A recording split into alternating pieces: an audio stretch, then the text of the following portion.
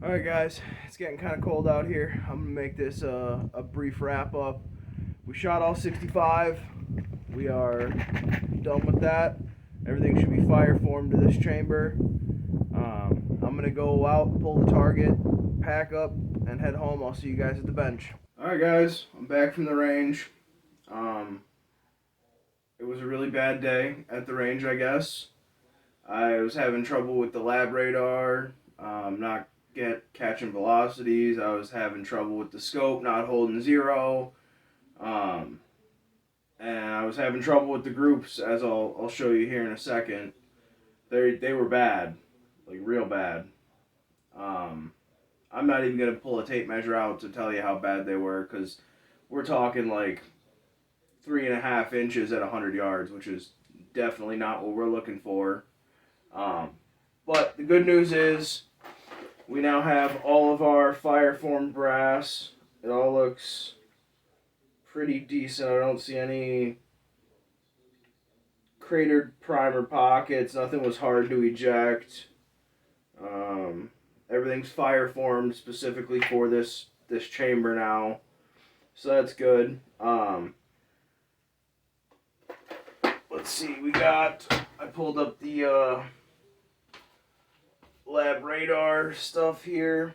Our first shot of 10 that we actually got on the chrono, the average was 29.35 with a extreme spread of 86 and a standard deviation of 24. That was the first shot of 10, or the first string of 10. The next one we got here is average of 29.13, an extreme spread of 110, and standard deviation of 38. Which, for just throwing it out of a dispenser like this, it's acceptable. But our main goal this trip to the range was to get this stuff fire formed for this chamber. I need to trim the necks, and I'm gonna anneal it, trim the necks, and get it prepped out for the next loading. For our third string of 10, we got a average of 28.48, extreme spread 82, and a standard deviation of 26. And the last set we got on the lab radar is average of 28.53, extreme spread of 72, standard deviation of 25. But it was, I mean, you would look at this target and you wouldn't even know. You thought I'd shot a buckshot at it a couple of times, because they're everywhere. They're all over the place. Um, so that rifle, I talked to my buddy on my way home from the range. He said he hasn't shot it in forever. He doesn't even remember the last time he shot it. Um, he said it hasn't been cleaned in a while, and he said the scope may have been banged around a little bit, which is why it wasn't zeroed when we got to the range. So we're gonna give it a nice cleaning. We're gonna try and get it set for next time we go out. And I picked up some 22 68 grain boat tail hollow point match.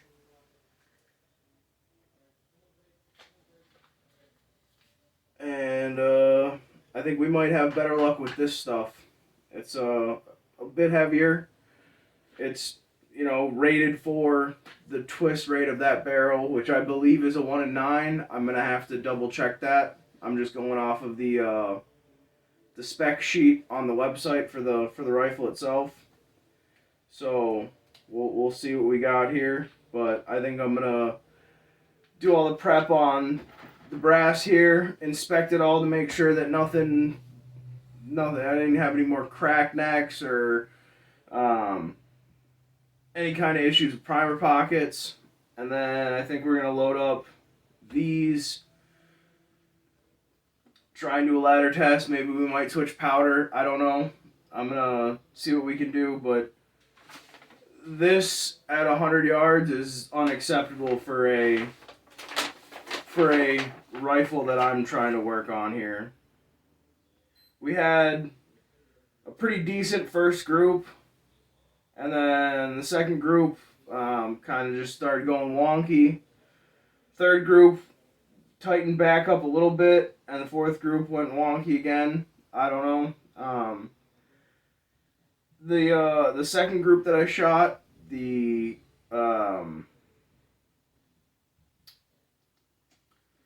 scope lost at 0. It wasn't holding 0, so I had to re-zero it again.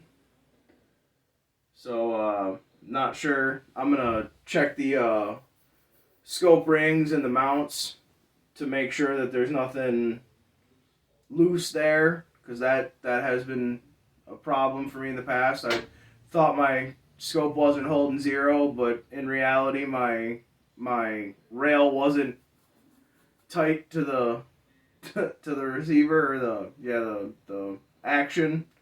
So I have had experience with that before.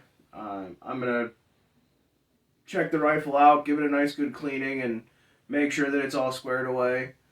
One thing I think I'm going to do is take my bipod off of my 308, which is above the camera here. You can't see it.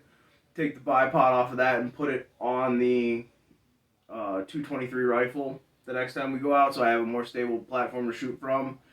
Because as you saw in the video, I was shooting off of the top of my range bag, and it was just kind of flopping all over the place. It wasn't a very stable platform to shoot from.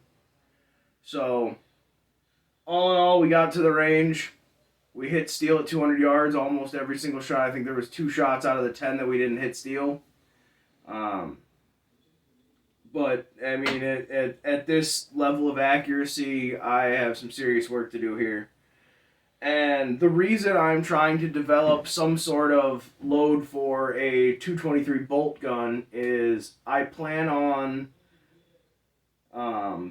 doing a 223 AI, Ackley Improved, or a 223 Ackley Improved. I haven't quite decided yet. I guess it all really depends on how this goes for me here. But I have pretty solid faith in these 68 grain match bullets I picked up today. I think that's going to be the ticket to getting them a little tighter. Also, I mean, there's, once I get the brass re-prepped properly, gone through the entire order of operations here, I feel like that's going to help us out a little bit. Other than that, we're going to try again and see where we go. See you next time.